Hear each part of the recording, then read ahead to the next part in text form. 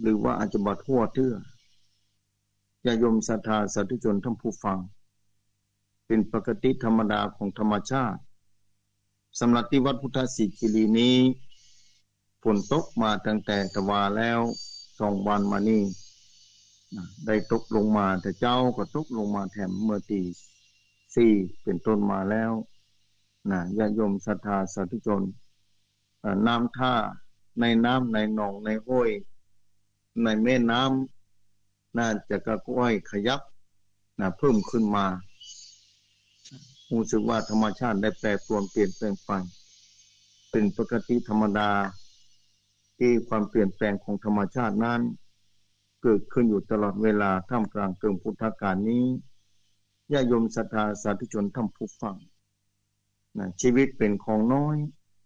ทุกชราและความตายลุกลานอยู่เงียบๆวันคืนและเวลาหมดไปห้องกลับมาบ่ได้วันนี้วันหนึ่งแล้วที่ศรัทธาสาธุชนมีโอกาสได้รับแสงตะวันที่จะดำเนินชีวิตต่อไปต่างหน้าแห่งวันหนึ่งก็นับว่าเป็นบุญเป็นวาสนาเป็นบุญบารมีของโยมศรัทธาสาธุชนท่านผู้ฟังที่มีโอกาสที่จะสร้างคุณงามความดีต่อไปญาติโยมศรัทธาสาธุชนท่านผู้ฟังชีวิตของคนเฮานั้นขึ้นชีวิตประจำวันต่างๆทีนี้อย่างใดธรรมะธรรมโมที่ฟังมาบางคนประพฤติปฏิบัติธรรมที่มีธรรมะต่างๆนั้นจะได้ช่วยเหลือบางคนก็ทำมาจะช่วยเหลือในลักษณะอย่างใดแล้วก็เป็นจะได้พ้องถึงวันนี้สังคมถึงวันนี้แปรปรวนไปนักและวิธีการของพระพุทธศาสนานั้นเป็นจะได้พ้องญาติโยมศรัทธาสาธุชนท่านผู้ฟังก็มีคำถามเข้ามาหลายคำถามมาขาดหน้าหันใจสำหรับผู้คนที่ต้องการรู้ต้องการเข้าใจในความสงสัยของญาติโยมศรัทธาที่เกิดขึ้นต้องกับผมอาตมาภาพเองก็หันใจบางคนก็โทรทำมาหลายเรื่องหลายราวเกี่ยวกับปัญหาสังคมตรงวันนี้ปั่นป่วนแปรปรวนสารพัดอย่างเป็นว่าแบบนั้นก็เลยใจเย็นๆบอกญาติโยมศรัทธาที่โทรทำเข้ามาเพราะว่าคงจะฟังรายการทุกๆรายการคงจะฟังรายการธรรมะเป็นประจำพระพุทธศาสนานั้นสอนคือคนทำดีในขณะเดียวกันเมืองไทยที่ชื่อว่าเป็นเมืองเมืองพุทธศาสนา90 กว่า%มีประชากรทั้งหมดนับถือพระพุทธศาสนาแต่เหตุใดจึงปรากฏในหน้าหนังสือพิมพ์บ่อยครั้งหรือข่าวต่างๆทางโลกโซเชียลเรื่องการทำร้ายร่างกายการฆาตกรรมลักขโมยช่อฉงช่อโกงอยู่ในอัตราที่สูงนี่ศรัทธาเป็นคำถามที่เข้ามาถึงก็กับผมอาตมาภาพญาติโยมศรัทธาสาธุชนท่านผู้ฟังเมื่อพอไปแล้วในตัวศาสนานั้นจะพบว่าวิธีการของพระพุทธศาสนานั้นบ่เหมือนศาสนาอื่นญาติโยมศรัทธาสาธุชนท่านผู้ฟังวิธีการของพระพุทธศาสนานั้นบ่เหมือนศาสนาอื่นเพียงแต่มีการสั่งสอนมีการชี้แจงอันอย่างที่จะเป็นโทษเป็นบาปเป็นกรรมอันอย่างที่จะทำแล้วจะเป็นบุญเป็นกุลเป็นกุศลสิ่งที่เป็นโทษพุทธศาสนาก็บอกคือเป็นที่เรียบร้อยสิ่งที่เป็นกุลหลักและแนวทางของพระพุทธศาสนาก็ชี้แนะบอกเป็นที่เรียบร้อยแต่บ่ได้ไปควบคุมกรรมประพฤติของคนว่าจะต้องทำอย่างนั้นจะต้องทำอย่างนี้เพราะเลยกรอบของศาสนาไปถ้าเขาทำดีเขาก็ได้ดีถ้าทำชั่วเขาก็ได้ชั่วอันนี้พุทธศาสนาบอกว่าทำดีได้ดีทำชั่วได้ชั่วกรรมนั้นบ่ละเว้นไผกรรมนั้นไผทำไผได้กรรมบางอย่างนั้นจะส่งผลจะส่งผลเวยนั้นสุดแท้แต่กรรมแต่ละชนิดสุดแท้แต่กรรมและผลของกรรมและผลของบุญที่ทำมาไว้ก่อนแล้ว เพราะฉะนั้นการที่มีปัญหาอาชญากรรมนั้นคงจะเป็นเงื่อนไขทางจิตใจหรืออารมณ์จิตเงื่อนไขทางสังคมเงื่อนไขทางเศรษฐกิจการศึกษาสภาพแวดล้อมต่างๆสปะอย่างเป็นเรื่องของผลประโยชน์เป็นเรื่องสปะอย่างศรัทธาสาธุชนท่านผู้ฟังศาสนานั้นเป็นส่วนหนึ่งของสังคมแก้ปัญหาด้วยการแนะนำสั่งสอนโดยเฉพาะพุทธศาสนาถ้าคนนำไปประพฤติปฏิบัติก็เกิดผลทางสร้างสรรค์พัฒนาเพื่อมีความสุขเกิดขึ้นมาได้แต่ถ้าบ่ปฏิบัติรู้แล้วบ่ปฏิบัติก็เป็นเรื่องของกรรมของคนเหล่านั้นหรือของคนนั้นเนี่ยญาติโยมศรัทธาสาธุชนท่านผู้ฟังก็น่าหันใจที่มีคำถามเข้ามาสำหรับผู้ที่ถามมาเพราะฉะนั้นพุทธศาสนาบ่ได้บังคับบ่ได้บังคับว่าจะต้องทำแบบนี้ถ้าบ่ทำจะลงโทษกติกานี่จะต้องลงโทษเรื่องกรรมนี่บ่มีไผเป็นผู้บัญชาการบ่มีไผเป็นผู้กำกับกรรมของแต่ละคนนั้นตัวเองต้องอ่านเป็นผู้กำกับกรรมของตัวเก้าด้วยการกระทำด้วยกายวาจาใจแม้ไผจะทำผิดพระพุทธเจ้าบ่ได้ไปลงโทษบ่ได้ไปลงโทษบ่ได้โอ้เมืองนั้นเพิ่นทำบ่ถูกเมืองนี้เพิ่นทำบ่ถูกบ้านนั้นทำบ่ถูกบ้านนี้ทำบ่ถูกญาติโยมศรัทธาสาธุชนท่านผู้ฟังพุทธเจ้าว่าเอาไปฆ่าเอาไปแกงเอาไปจำคุกเอาไปนี่บ่มีพุทธศาสนานอกจากรหัสกรรมต้องอ่านนี่เป็นคำถามที่เข้ามาเลยบอกว่าไผทำกรรมคนนั้นจะได้รับจะจ้าหรือเวยนั้นสุดแท้แต่ระยะเวลาของรหัสกรรมของเปิ้นมีคนถามมาน่าหันใจเป็นอย่างยิ่งว่าตอนนี้สังคมไทยเป็นจะได้พ้องเปิ้นถามมาแบบนี้น่าจะฟังสถานีวิทยุอยู่ทุกคนถ้าอยู่เข้าใจเรื่องของกรรมเรื่องของการแปรปรวนของรหัสกรรมของแต่ละชีวิตนั้นต่างกันอย่างถึงวันนี้บ่ใช่ภัยเฉพาะคนที่ทำชั่วคนที่ทำบ่ดีในสังคมต่างๆต้องอ่านเป็นรหัสผลของรวมอย่างโรคภัยไข้เจ็บเกิดขึ้นตอนนี้บ่ใช่ว่าจะทุกข์สำหรับภัยคนใดคนหนึ่งหรือว่าเมืองใดเมืองหนึ่งอันนี้เป็นผลของกรรมระดับโลกทั่วโลกในโลกล่าโลกานี้ต้องพบปะกับภัยธรรมชาติ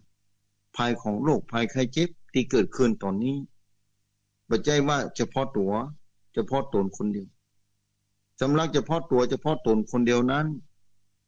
แต่ละคนกรรมที่ได้รับต่างกันไป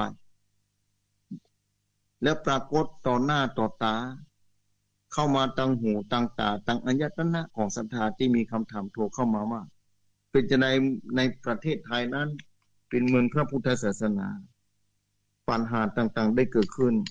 เพราะว่าหลักธรรมของพระพุทธศาสนานั้นชัดเจนแน่นอนแนะนำบอกกล่าวคือภัยถ้าคนส่วนใหญ่100% เนี่ยถ้าทำความดี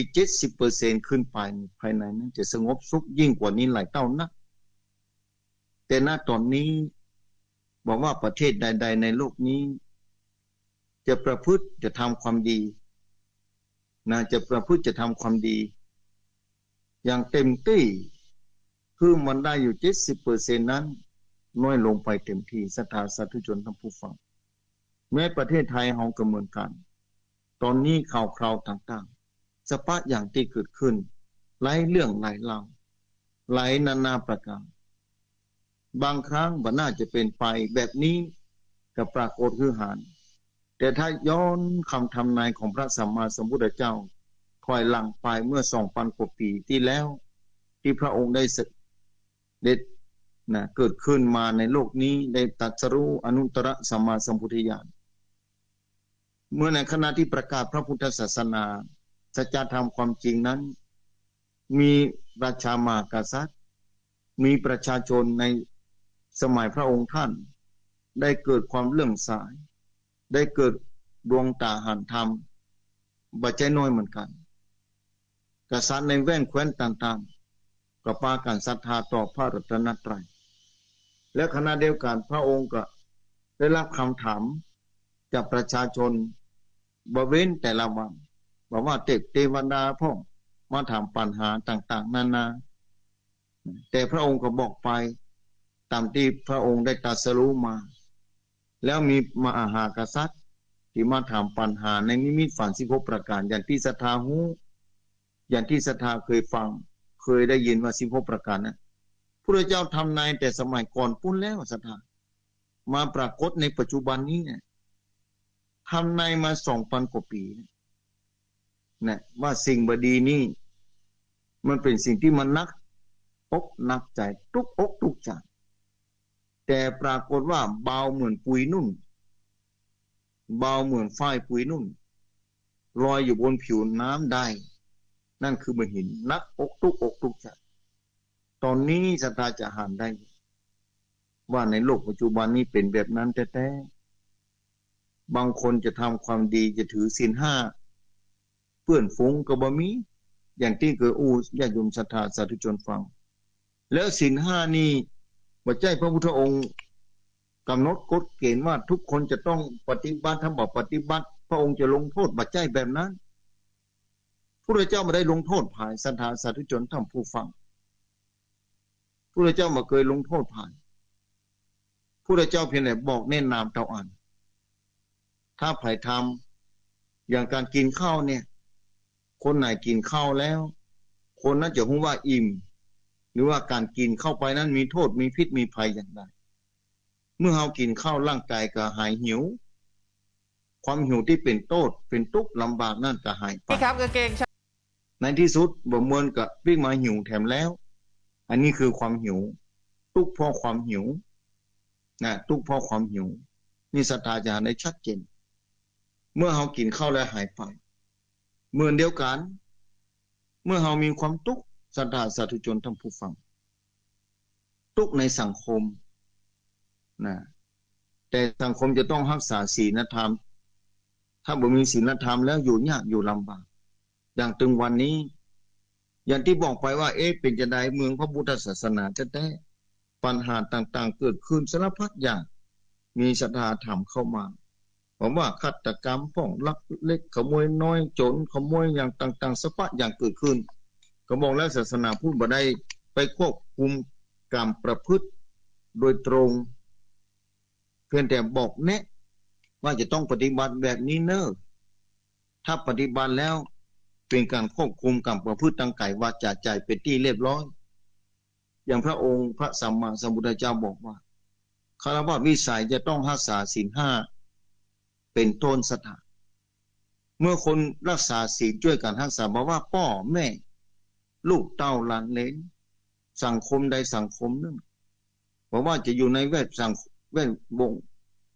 วงสังคมใดก็ตามศรัทธาถ้าในสังคมนั้นๆช่วยการรักษาศีลช่วยกันเมื่อรักษาศีลคือกับการควบคุมกรรมประพฤติตั้งกายวาจาของตัวเก่าการจะควบคุมกายวาจาของตัวเก่านั้นต้องอาศัยจิต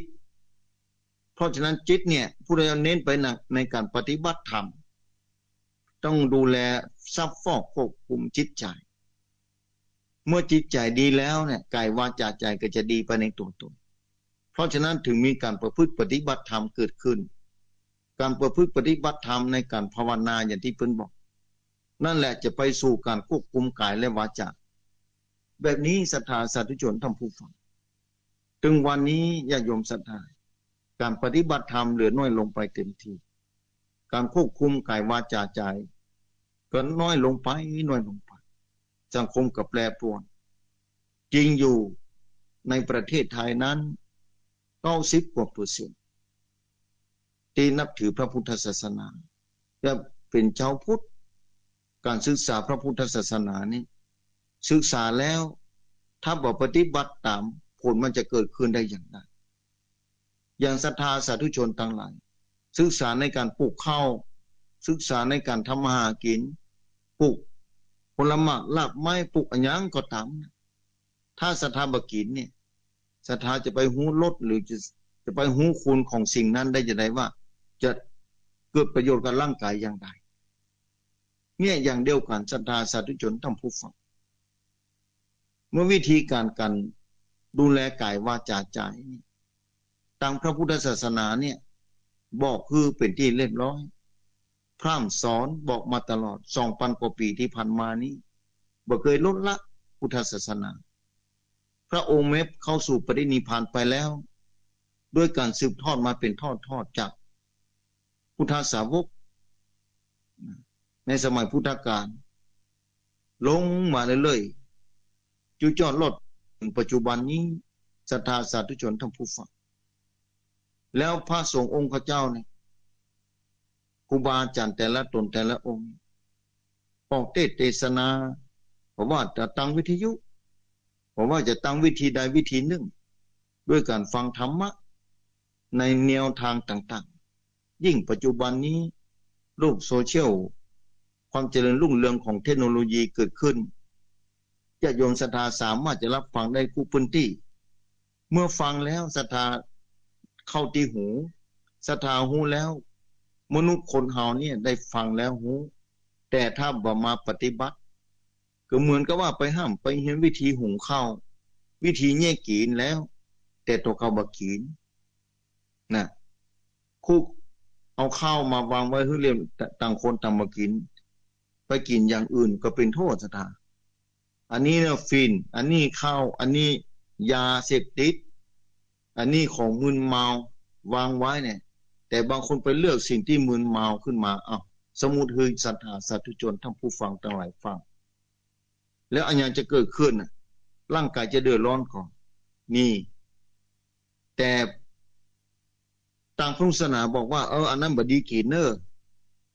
อันนี้ดีกินเป็นประโยชน์กับร่างกายแต่ปรากฏว่าได้ยินอยู่ชัดๆได้หานอยู่กับตาแต่ปรากฏว่าบ่ไปกินข้าวกินน้ำบ่ไปกินของที่เป็นประโยชน์ไปกินสิ่งที่บ่เป็นประโยชน์ปัญหาก็ตัวมาสุขภาพร่างกายก็เสื่อมเสียสังคมก็วุ่นวายไปหมดเพราะบ่ได้ปฏิบัติตามนั้นพระพุทธองค์ก็เลยบอกว่าเมื่อเป็นผลของโทษที่คนนั้นหรือว่าที่สังคมนั้นได้กระทำลงไปเนี่ยเหมือนเดียวกันศรัทธาพุทธศาสนาสอนความดีสอนความถูกต้องและดีงามอยู่ที่มนุษย์คนเฮานี่แหละว่าจะนำมาประพฤติปฏิบัติได้เท่าใดได้นักคนสร้างความร่มเย็นเป็นสุขความสุขก็เกิดขึ้นนักต่ออ่านศรัทธาสาธุชนทั้งผู้ฟังตั้งแต่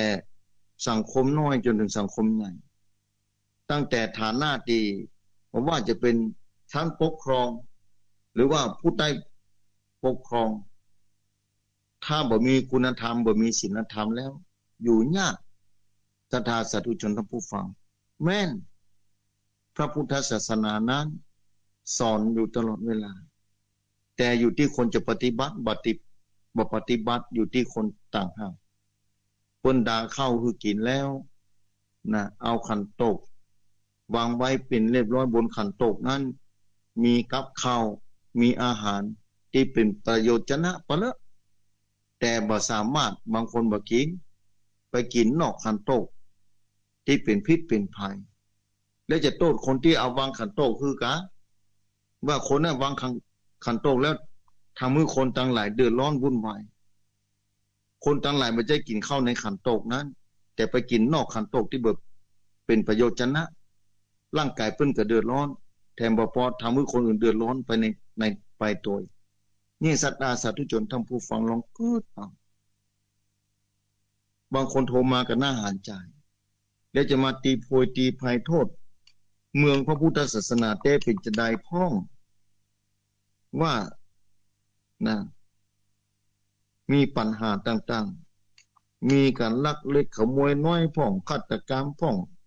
การช่อฉนในอัตราที่สูงที่เกิดขึ้นตรงวันนี้เนี่ยศรัทธาสาธุชนทั้งผู้ฟังบอกแล้วศรัทธาตั้งหลายบปากันเพราะว่าตั้งแต่ชั้นสูงลงมาถึงประชาชนธรรมดานี่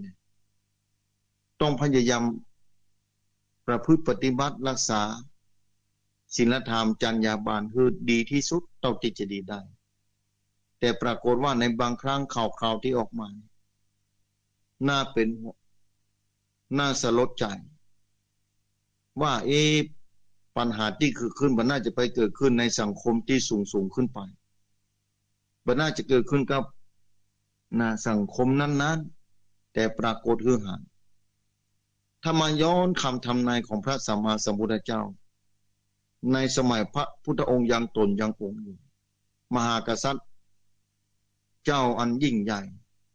ในแคว้นโกศลสมัยนั้นไปทูลถามพระสัมมาสัมพุทธเจ้าพระเจ้าก็ทำนายบอกบ่ได้เกี่ยวกับในความเป็นอยู่ในสเวตฉัตรของพระองค์แต่อย่างใดปุ้นศาสนาของตถาคตจากตถาคตเข้าสู่ปรินิพพานไปแล้วตถาคตจะวางศาสนาไว้5,000 พรรษาเมื่อเลยเกิงศาสนาไปแล้ว 2,500 ปีไปแล้วนั้นที่พระองค์ทรงสุเวนิมิตนั้นจะปรากฏเกิดขึ้นในสมัยนั้นณตอนนี้เลย64 ปีมาพระองค์หูได้อย่างไรพระองค์สามารถหูลงหน้าไป 2,000 กว่าปีบ่ใช่ธรรมดาเนี่ยความหูของพระองค์อนาคตสยานญาณที่พระองค์สามารถหูอนาคตอติตาสยานสามารถหูในอดีตนี่ปัจจุบันสยานหูปัจจุบันขณะปัจจุบันเนี่ยศรัทธาสาธุชนท่านผู้ฟังทุกท่านที่ฟังเลยอู้ศรัทธาว่าตอนนี้เป็นแบบนี้ทุกคนที่เกิดในยุคปัจจุบันนี้จะต้องทำใจและจะต้องพยายามรักษาศีลธรรมคุณธรรมเพื่อได้อย่างเต็มที่ศรัทธาถ้าศรัทธาแบบประพฤติปฏิบัติบอกลูกหลานและบัดนามลูกหลานเนี่ยอย่างพ่อแม่บัดเตื้อสอนลูกอย่างหนึ่งตัวเก่าก็ไปทำอย่างหนึ่งถ้าเป็นแบบนี้ก็ลำบากศรัทธาอย่างครูบาอาจารย์นี่สถานศึกษาต่างๆครูบาอาจารย์ในสถานศึกษาต่างๆเมื่อเป็นผู้นำร่องหรือเป็นผู้นำเป็นตัวอย่างก็ต้องเป็นตัวอย่างที่ดีเหมือนกันเนี่ยเป็นแบบนั้นศรัทธาขณะเดียวกันคนที่จะทำตามเนี่ยมีความจำเป็นอย่างยิ่งจะต้องพอว่าอันอย่างถูกและอันอย่างผิดญาติโยมศรัทธาสาธุชนทั้งผู้ฟังเพราะฉะนั้นในประเทศไทยตอนนี้หลายเรื่องหลายเล่าที่เกิดขึ้นและได้รับสายโทรศัพท์เข้ามาก็เลยอธิบายให้เพิ่นแล้วก็บอกว่าอันบันติดตอนเจ้าก็จะคือฟังว่าเป็นจะได้พ่องที่จริงพุทธศาสนานั้นบ่ได้สอนคือไปทำความชั่วเลยแม้แต่น้อยเดียวสอนอย่างเดียวคือทำความดีคือปฏิบัติกายวาจาใจในทางที่ดีแต่คนที่ได้ยินแล้วบ่ได้ไปปฏิบัติตามอย่างที่บอกเพิ่นวางอาหารการกินไว้ดาข้าวดาน้ำไว้บนขันโตกวางไว้ให้เรียบร้อยแต่ไปดันบ่กินขันไปกินนอกขันโตกที่บ่เป็นประโยชนะกับตัวเก่าและร่างกายทำให้เป็นพิษเป็นภัยเกิดขึ้นมาได้แต่เราจะไปโทษคนที่เอาขันโตกเอาข้าวเอาน้ำมาวางไว้คือเฮากะว่าคนนี้เอาข้าวเอาน้ำมาวางไว้เป็นทำให้คนนั้นเป็นพิษเป็นภัย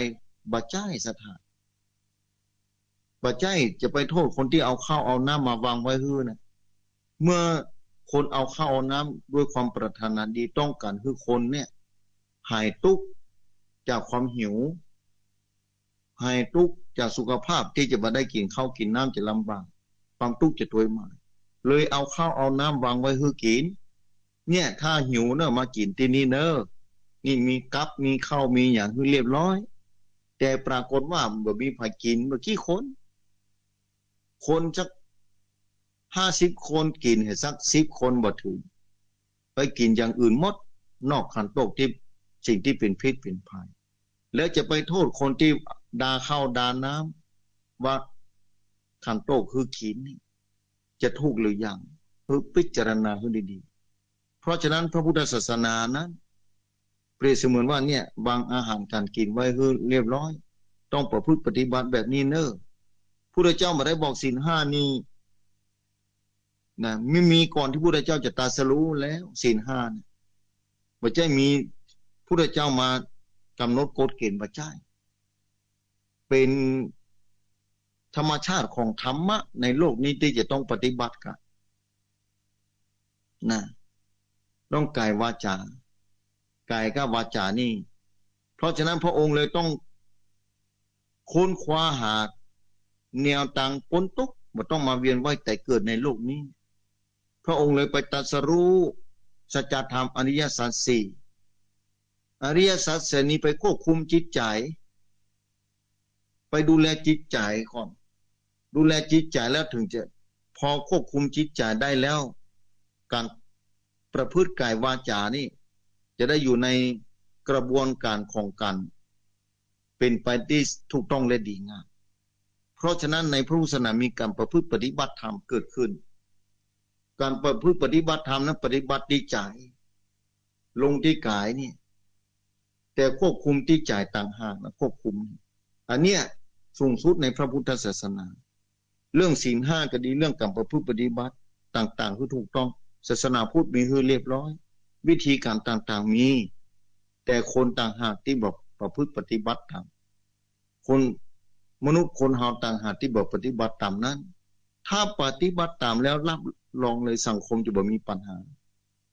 ตามนวดทหารแต่บ่ต้องมีเลยก็ได้กฎหมายบ่ต้องไปร่างก็ได้กฎหมายกี่มาตราถึงวันนี้คนที่ร่างกฎหมายขึ้นมาก็คือคนที่มีกิเลสต่างหากเหมือนเดียวกันเนี่ยอย่างเดียวกันกับมนุษย์ทุกคนนี่แหละบันเทิงเขียนขึ้นมาเพื่ออย่างใดอย่างใดเพราะฉะนั้นหลักธรรมในพระพุทธศาสนานะมาจากคนที่นะหมดจดจากกิเลสพระสัมมาสัมพุทธเจ้าเปิ้นตรัสรู้อนุตตรสัมมาสัมพุทธญาณอริยสัจสี่สัจจะคือความจริงสี่ประการนี้เพื่อจะควบคุมจิตใจก่อนแล้วก็มาควบคุมกายวาจาเพื่อดูแลซักฟอกอบรมใจให้ดีงามเรียบร้อยถึงจะเข้ามาดูแลกายวาจาศีลห้านี้คือการควบคุมกายวาจาศีลห้าจะเกิดขึ้นถ้าจิตใจบดีเนี่ยจะไปรักษาศีลข้อ1 2 3 4 5นี่ลำบากพอสมควรเหมือนกันเพราะฉะนั้นจิตพื้นฐานของจิตเนี่ยมีความจำเป็นและสำคัญอย่างยิ่ง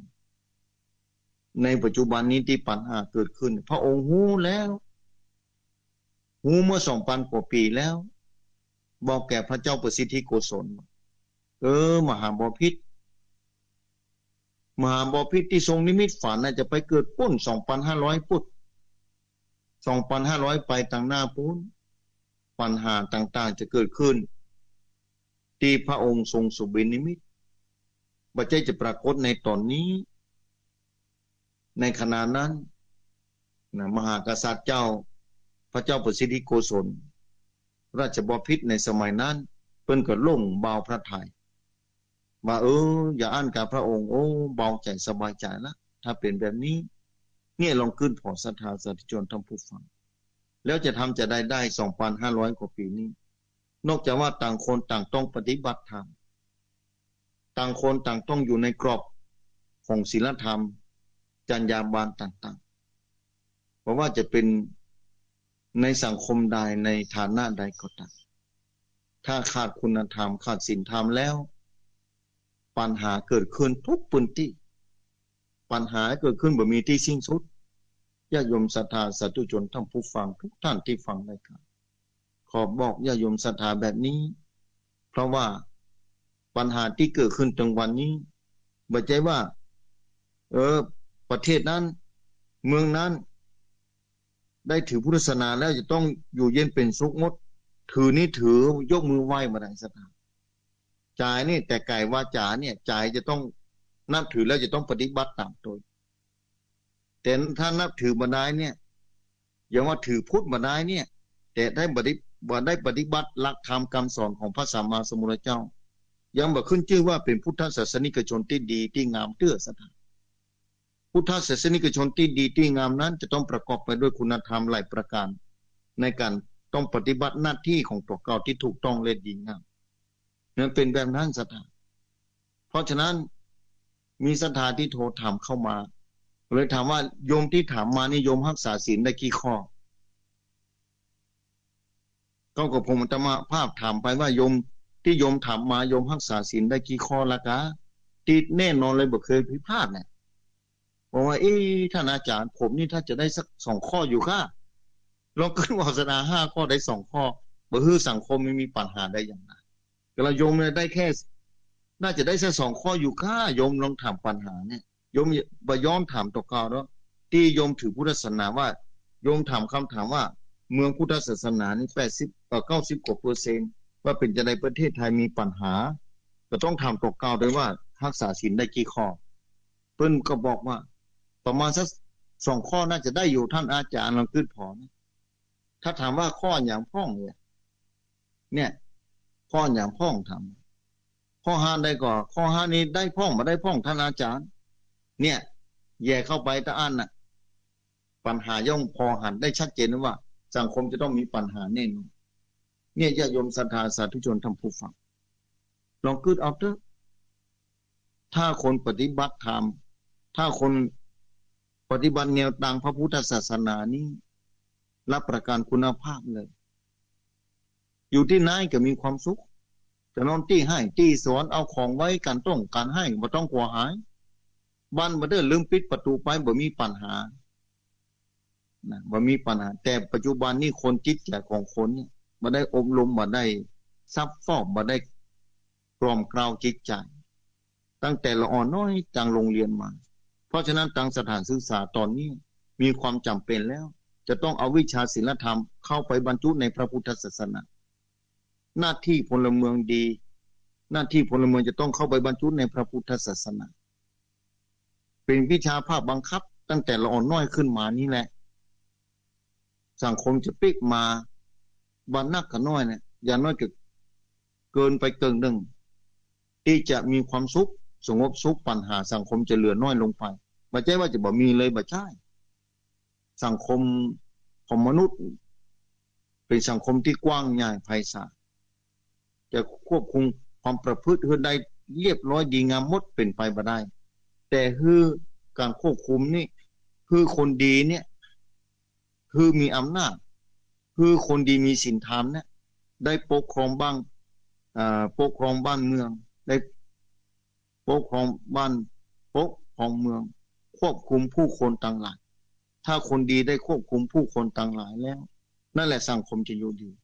ถ้าได้ปกครองบ้านเมืองญาติโยมศรัทธาต้องคือคนดีมีหน้าที่ต้องคือคนดีได้ปกครองบ้านปกครองเมืองคนมีศีลมีธรรมนะญาติโยมศรัทธาสาธุชนท่านผู้ฟังเพราะฉะนั้นขอฝากญาติโยมศรัทธาไว้ว่าภัยก็ตามนะจะขึ้นมาอยู่ในฐานะผู้นำครอบครัวก็ดีผู้นำสังคมก็ดีถ้าขาดคุณธรรมถ้าขาดศีลธรรมบ้านเมืองก็ย่ำแย่บ้านเมืองก็อยู่ลำบากบ่ได้ขึ้นอยู่กับพุทธศาสนาพุทธศาสนานี่แน่นอนเลยถ้าจะขึ้นอยู่พุทธศาสนาต้องปฏิบัติตามหลักธรรมคำสอนของพระพุทธศาสนาต้องอ่านสังคมจะมีความสุขรับรองว่าอาชญากรรมต่างๆโทษภัยต่างๆจะบ่มีจะบ่เกิดขึ้นสถานน่าจะบ่เกิดขึ้นบ่มีลักเล็กขโมยน้อยการช่อฉกนี่ถึงวันนี้บันที่บันแห่งเก็บของยังไว้บ่ได้มีคนลักคนขโมยวันนั้นมีโยมโทรมาบอกว่าของหายไปท่านอาจารย์จะนี่อย่างไรของหายมาจากอย่างไรแล้วก็น่าจะคนนะจะมีคนขโมยไปถ้าบอกขโมยจะไปหายได้ยังไงหรือว่าลืมไปบ่ลืมท่านอาจารย์มีคนเอาไปแน่นอนถ้าคนเอาไปแล้วคนนั้นจะถือว่าผิดศีลข้อนะถ้าบ่ใช่สิ่งข้อที่2เนี่ยสิ่งข้อที่2ควบคุมการประพฤติทางกายเนี่ยควบคุมกายนะศรัทธาสาธุชนท่านผู้ฟังมือควบคุมบ่ฮือไปจกไปเอาของมาโดยบ่ได้รับอนุญาตจากเจ้าของเนี่ยญาติโยมศรัทธาสาธุชนท่านผู้ฟังเนี่ยโยมเพิ่นโทรมาบอกหลายคนที่มีปัญหาในวิถีชีวิตเนี่ยโทรเข้ามาก็น่าหันใจสังคมตรงวันนี้น่าหันใจเป็นอย่างยิ่งความซื่อสัตย์ความดีความงามนั้นร่อยหล่อลงไปจากจิตใจของผู้คนเนาะศรัทธาสาธุชน นะพอเวลาแล้วก็เหลือประมาณ20 กว่านาทีเนาะทุกครั้งเปิดสายคือศรัทธาประมาณเนี่ย30 นาทีตอนนี้ลดเหลือ25 นาทีเนาะประมาณนั้นศรัทธา20 นาทีนะประมาณนั้นจะรับสายศรัทธานะคือศรัทธาโทรเข้ามาหาอู้จากันไปเมื่อค่ำพบปะกันแห่งกรรมดึงเวลา2 ทุ่มจนถึง4 ทุ่มรายการธรรมะจากยอดดอยรายการอู้จาภาษาธรรมน่าหันใจศรัทธาหันใจที่สังคมถึงวันนี้มีการแปรปรวนและไล่ประกาศต้องขอบคุณเจ้าของคำถามตัวเนอตีโทรเข้ามาอูจาน่าจะฟังธรรมะน่าจะฟังทางสถานีวิทยุอยู่นะเอาโทรศัพท์เดี๋ยวสักกั๊มเนาะเดี๋ยวจะรับสายจะเปิดสายแล้วนะโอ้มีศรัทธาฟังโทรเข้ามาละต้องขอบคุณเนาะเดี๋ยวจะรับสายศรัทธาก่อนเนอนะว่าภายพ่องโทรเข้ามาหาเป็นจะได้พ่องกาเปิ้นใครโทรมาอู้มาจาแล้วนะอย่าโยมศรัทธาเดี๋ยวจะรับสายคอนเนอร์สถานเดี๋ยวจะรับสายถ่ายพ่อมูโทรเข้ามานี่0892624999นะศรัทธาสาธุชนทำผู้ฟังเนอร์นะลองรับสายก่อนเนอร์ลองรับสายก่อนเดี๋ยวก่อนเอาเจริญพรกูบ้าใหญ่แม่บัวเขียวห้วยสมปวมาเจ้าแม่บัวเขียวน่ะถ้าพ่อครูว่าขาเดียววันหนองเหียงธรรมครูวรัตธรรมนาถเด้อเจ้านะม่วนกับม่วนธรรมครูเป็นม่วนนะมาแล้วแม่บัวเขียวหนูมุคุจัวอันนี้ตัดหลอกกูบ้าตัดดื้อโอชูเขียวเหมือนกันเอาไว้ซุ่มปล่อยผ่านไปเอาใส่ต่อไปเข้ามาเน้อศรัทธาอูจากันได้ตอนนี้เอาเจริญพรเจ้าไม่สาเจ้าพระอาจารย์จากบ้านดงฤาษีนะเจ้าแม่พายกับแม่ฟังอยู่แล้วฝนตกว่าแม่ตกดีก็แจ๊ตั้งเดือนมาเพิ่งมาอย่างพี่ตกเนี่ยน้ำไม่ลีก็จะได้น้องคือมันเต็มฝั่งแม่เหยว่าน้องแล้วแต่ว่าแม่เหมืองนี่มาเข้านะเจ้าห้องฝ่ายก็ดีเจ้านั่นน้องก็มาเป็นฝ่ายก็ดีตั้งเดียวได้เป็นองค์ที่สี่ไปได้ใจน้ำเลยเจ้าแล้วเข้าน้ำจะได้กินอย่างไรแม่ยาน่ะได้กินเจ้าต้องสุกเอาเจ้าต้องเอาแรงเปิดยินขึ้นนะเจ้าเป็นถึงขนาดนี้เนาะเจ้าคุณประเดี๋ยวนี้พระอาจารย์มันไม่มีศีลธรรมเต้เลยเจ้านะเนี่ยเป็นเชื่อเต้เลยโอ้ยมันมีนี่ที่มดมันมีนะแน่เลยจ้ะถ้าเราฟังทางอาจารย์มันออกทางวิทยุนี่ก็จะได้หูเนาะแม่ส่วนมากนี่มันบอกฟังกันนะท่านอาจารย์นั่นเนาะถ้ามันได้เป็นนี่เจ้าดีแล้วแม่ไว้สาเจ้าฟังกันเลยเจ้ามีสุบุญรักษานะแม่เนอะให้เอื้องภายดงฤาษี0892624999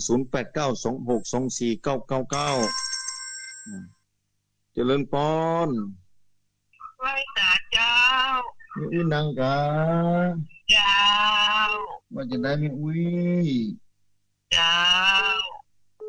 พันลูกเขาได้เป็นนาติดต่างท่านเนาะนั่นแหละไม่เหย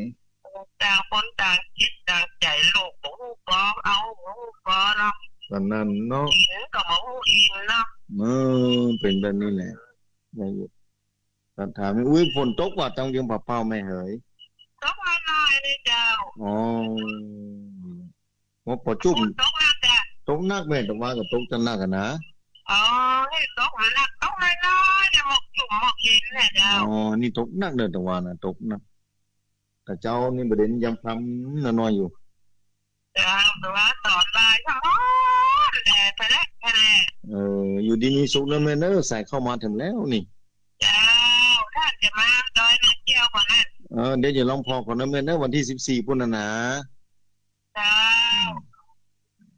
สาธุแม่เอาป้าจะโจรได้หรออันมีอยู่แม่มีอยู่แม่เหยมีอยู่เนาะเขามาถวายวันนั้นเจ้าเดี๋ยวมีมาแม่เอาได้ก่อนมีแม่อนุโมทนานะแม่เนอะเจ้าสาธุ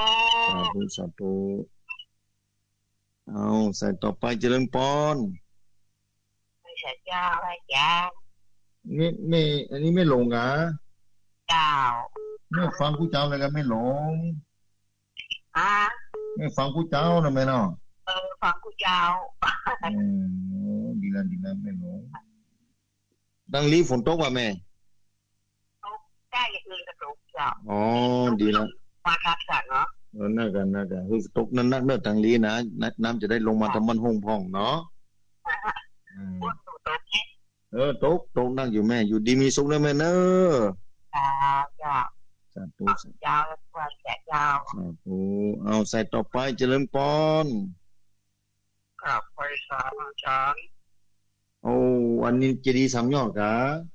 ครับพ่อบุญกันเนาะครับพูดตกก็ได้ตกแต่เจ้าต้องว่ากับตกนักป่องแม่นบ้านเรานี่ก็มีว่าป่องครับมีกะอ๋อเสร็จเหมือนกันตกนักอยู่เนาะครับตกนักพอดีอยู่เนาะป่อเนาะครับไว้สานะท่านเนอะมีสู้บุญทั้งสารนะป่อเนอะครับหลังใจสาธุเจริญพรเจ้ากับไว้สาเจ้าเจริญพรไม่จงดีกะเจ้าไม่จงดีเมืองฟังเนาะแม่เนาะเจ้าไม่ฟังวิทยุของวัดพระบาทอุดมก็น้ำบ่อสวาเนาะอ๋อฟังที่มือถือเจ้าอันกาแม่เจ้าเพราะว่าคนตัดสัญญาณไป6 โมงอ๋ออันกาเป็นกดปุ่นอ๋อเพิ่นสวดมนต์เนาะเพิ่นตัดเจ้าดีๆขนาดอยากเพื่อนได้ฟังกันได้ตามอ๋ออันกาคนที่ปวดกระตุกกระแตกลงปากเป็นลุกหน่อยตกนักว่าแม่ตกนักเจ้าดีแล้วจะได้ชุ่มได้เย็นเนาะช่วงกลางวันก็ตกนักกินเปล่ากินหมูเจ้าก็ยังมีได้น้อยดีแล้วแม่ชุ่มเย็นแล้วมึงฟังสบายแล้วกำนันต้องมาผิวพอดีหมดละดีแล้วได้ฝึกพัดส่วนคว้า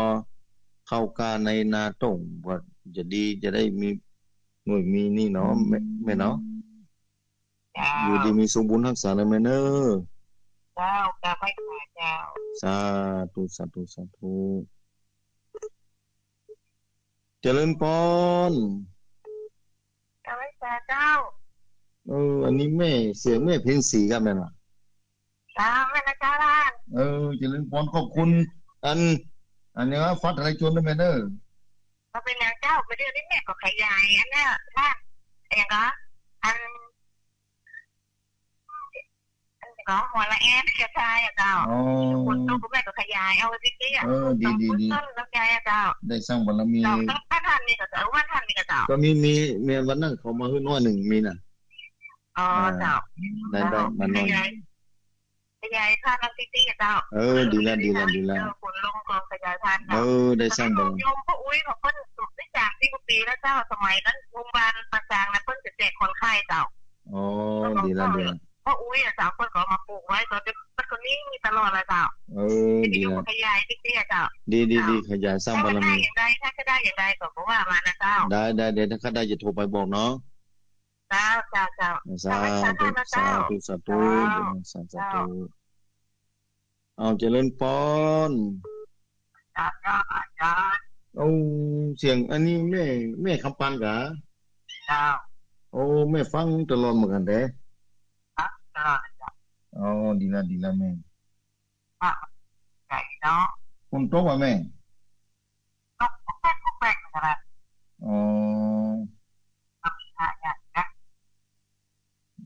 ตกอยู่เนาะภาษาจุ่มละมาแล้วเนาะแม่เนาะดีแล้วอยู่ดีมีสุขนะแม่เนอะสาธุเอาใส่ต่อไปเจริญพรอันนี้แม่อันยังก็นี่แม่สุทัศน์กะเจ้าแม่สุทัศน์บ้านสิฝนตกนะนั่นกะเจ้าแล้วเขาว่าวันฝนตกนะวันไหลมาไม่กะฝนตกเนาะแม่ดีแล้วแม่เมื่อวานนี้ตกนักเดี๋ยวแม่วางตกนักเนาะ อ๋อที่มันตกมันตกเชื่อแต่อยู่ดีมีสุขนะแม่เนอะจ้าพวกก็จะสาธุสาธุเอาใส่ต่อไปเข้ามาเนอะ0892624999เจริญพรเนอะเจริญพรธรรมศาสตร์เจ้าธรรมศาสตร์ที่ไหนจำได้แม่แม่ทำบุญบ้านประจันทำบุญเรียนกะหลวงเขาเรียกปลาเป้าเจ้าแม่คำมูลบ้านปัดจานมาแล้วเจ้าฟังอยู่เนอะท่าน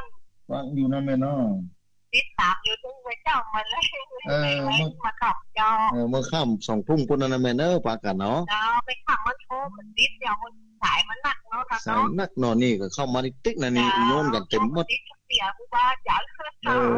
ขอบคุณโมทนานะแม่เนอะจะไปศาลเจ้าทำบุญนะจ๊ะสาธุสาธุเนอะเอาแม่คำมูลบ้านปัดจันบ้านของท่านพระครูพิวัฒนวิกรมปุ่นนี่นะเอาใส่ต่อไปเจริญพรไปศาลเจ้าจะเรียนดีจันท่านทำบ้านพักในตรงที่ดีหลวงมันสวยเจ้าเป็นวัดยังไงแม่สวยเนาะมันสีจานแม่สีจานจ้าโมทนาอำเภอแม่สวยตั้งแม่สวยนี่เพิ่งฟังน่าว่าแม่เฮ้ยคนกับพันนักเลยมั้งคนมาเคยก้าวโทรมาจากโทรแม่ก็โทรมาแค่ติดนะเนาะจ้าเมื่อไงโทรเป็นตัวแทนเนาะแม่เนาะเป็นตัวแทนของคนเจ้าดีละแม่จ้าดีละบุญรักษาแม่เนอะจ้ากลับไปจ้าสาธุจ้าใจนิดนึงสาธุใส่เข้ามานักแม่สิจันแม่สวยก็โทรมาใส่ต่อไปเจริญพรจะเปิดสักพักไว้จ้าเจริญพรโอชูเคลจ้าเรามาให้กำลังใจท่านเจ้าว่าฟังอยู่แววว่าเป้าชัดเจนดีเนาะโมทนาเนอะเจ้าสาธุเจ้าทางสาธุ14เจ้า14ปุ่นเนอะปากกันเนอะอยู่ดีสมบูรณ์รักษาถ้ามีโอกาสลงมาได้เจ้าได้สาธุเจ้าสาธุใส่ต่อไปเนอะ0892624999เจริญพร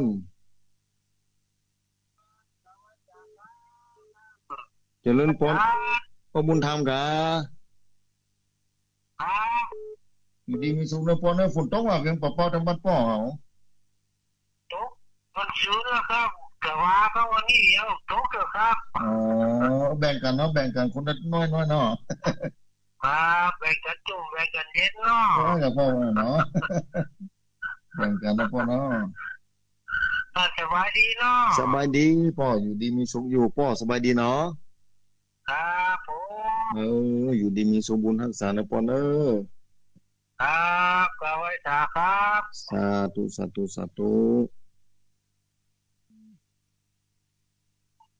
เจริญพรเจ้าแต่เลยเจ้าพระพาแขนไม่ถึงเตี้ยจิตละพรจิตเตี้ยก็ต้องหลับปุนเด้อติดจากถึงว่าเจ้ามาแรงเด้อเจ้าสาธุฝนตกเด้อฝนกำลังตกเจ้าดีละดีอยู่ดีมีสุขนะแม่เนอะเจ้า2-3 วันเนี่ยฝนตกดีเจ้าดีอนุโมทนานะแม่วัดศรีคิรีพุทธโตกะเจ้าพุทธศรีคิรีนี่ตกอยู่แม่ตกแต่ว่าก็ตกนะแรงมันนึงก็ได้ลงมาอยู่แล้วจ้าถ้าจะได้ลงไปอยู่ก็ลำพอคนขับถ้าคนขับเพิ่นว่างก็จะลงไปถ้าบ่ได้ลงไปก็คือทั้งพระครูทั้งสองนะเพิ่นเข้าแตนเนาะจ้าสาธุด้วยจ้าเด้อสาธุบุญทักษานะแม่เนอะหลุดไปแล้วนั่นไผหลุดไปแล้วนั่นไปเจ้าท่านครูบาแม่จันเข้ามาแล้วอยู่ดีมีสุขนะแม่จันเด้อครอบครัวใดถ้ามีศีล 5ก็อยู่เย็นเป็นสุขนะพระครูบาแม่นศีล 5นี่แหละอยู่ดีมีสุขแล้วถ้ามีศีล 5นี่สบายใจได้ละบุญทั้งสามแม่ทั้งสบัดต้องตัวแม่ต้นคืนนี้ก็3-4-5แจ้งเนี่ยโตขึ้นลุ่มดีละได้จุ่มได้เย็นได้มีน้ำมีท่านะแม่เนาะมาจ้าถ้าฝนปีนี้มาจ้าแม่มาจ้าขนาด มันก็ใกล้บ้านโดยหัวโล้นนั่นมีต้นไม้นะจ้าเลยฝนมาแม่น่ะตึงโดยหัวร่วมพ่องภัยธรรมชาติจากเทคโนโลยีอากาศร้อนเผาอย่างโอ้สภาพอย่างไม่เหยถึงฮ้อนแต่นาบ้านเมืองมาเดียวเนี่ยนะแม่สมัยตะก่อนนั่นน่ะโอ้เขาได้นุ่งเสื้อแขนยาวกับการไฟฟ้าฝนตกมะนาวหนาวประเดี๋ยวนี้มันเหมือนอันนั้นเลยเนาะเดี๋ยวนี้ฮ้อนตลอดฝนตกก็ฮ้อนอยู่นะนั่นฝนตกฮ้อนอยู่นะจ้าชัดเจนดีนะจ้ามีสุบุญรักษาเนอจ้าไว้จ้าสาธุเอาใส่ต่อไปเจริญปอนเอาใส่ต่อไปเข้ามาเลยเจริญปอนไว้จ้าพระอาจารย์เจ้าพระนี่เลยแม่เรือนบ้านแสนต่อเนาะจ้าเมื่อแล้วได้โทรหาจ้าแม่ว่าใครสบายพระอาจารย์เลยปันห้องปันหายเนอะแม่เนอะอยู่ดีมีสุขนะแม่เนาะจ้าสาธุจ้าอยู่ดีมีสุขบุญรักษานะแม่เนอะให้กำลังใจเนอะขอบคุณอนุโมทนาจ้าขอบคุณจ้าสาธุเอาใส่ต่อไปเจริญปอนที่ไหนทำได้พ่อกะอ๋อพ่อวินกะพ่อวินฟันอยู่กะอ๋อตันแล้วพ่อตันแล้วตันเจนดีเนาะฟังอยู่ตับตลอดเลยสาธุเนอะพระเจ้าครับใส่ต่อไปเจริญปอนโอ้มาจับพอดีแม่หลวงเนี่ยเวลาแล้วเนาะเวลาคงได้สัก2 สายนะคะมุนกันนะวันนี้ยังไม่ได้มีงานเขาได้ถึงเราที่บ้านนั่นน่ะเจ้าที่นาความพอดีที่หัวขวานนะยานที่หัวขวานหลวงพ่อพระครูจะได้เข้ารายการหรือว่าโมนอะไรนะโมทนาเนอะไม่หลวงเนอะสาธุเนอะสาธุเอาใส่สุดท้ายเข้ามาเลยใส่สุดท้ายเข้ามาเอาเจริญพรด้วยปากเจ้าค่ะนั่นโดยเต่าได้ใส่สุดท้ายพอดีนั่นใส่ที่10กว่าจะตีถ้านอนตายก็ว่างเลยเข้ามาที่อยู่นะนี่เต็มหมดนี่อยากคือท่านธรรมะนี่